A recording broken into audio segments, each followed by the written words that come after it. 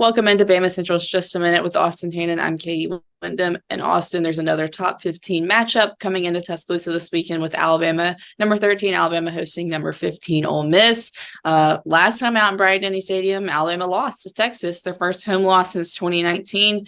It was a great crowd in Bryant-Denny that night, a really loud and involved crowd, but obviously it didn't end up mattering. Do you think, Austin, that Bryant-Denny Stadium is still an intimidating place for opponents to come and play?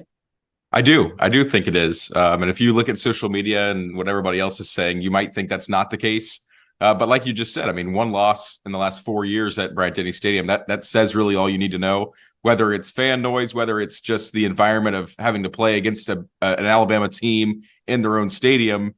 All those factors, I think, play into it. And that's what Ole Miss is going to try to do this weekend. They've got, more experience on offense than they did a year ago. Obviously, last year, Quinshon Judkins and Jackson Dart and all those guys were pretty young. If this game was last year, I would have a little bit more concerns about their offense. But I think they've got a pretty well-rounded group that's got experience, and they're really looking forward to coming to play Alabama. I think a lot of their players have kind of voiced that opinion this week. Obviously, Lane Kiffin's excited to play Nick Saban again, as he always is.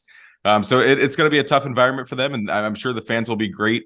With their back against the wall. Alabama still only has one loss. The season's still in play. And now that the quarterback thing's kind of figured out, you think that maybe this team just maybe could turn a corner this weekend if they're able to play well against Ole Miss. So I think it will play a factor. And I do think that, it is still a stadium that in the SEC and in the country that it is feared by opponents. Yeah, for sure. With Lane Kiffin, I don't think he's necessarily intimidated by Bryant-Denny, but like I said earlier, the Texas game, it was honestly probably, one of the better crowds I've heard in there in a long time. And I think it helped Alabama at the beginning. They came out really juiced. Yesterday I was going through my DVR to clear stuff out and I'd recorded the Texas game to go back and watch it. And the beginning, just when Alabama was coming out of the tunnel, they were real fired up. And part of that, I think, is the crowd.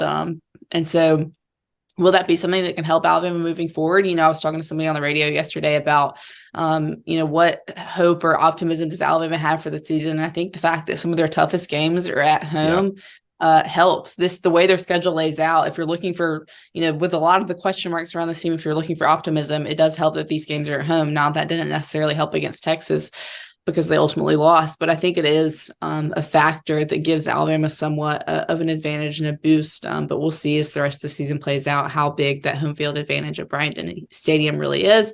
Of course, Austin and I will be there on Saturday with a bunch more of the Bama Central crew for all your Ole Miss game coverage. But that'll wrap up today's Just a Minute. Thank you so much for watching.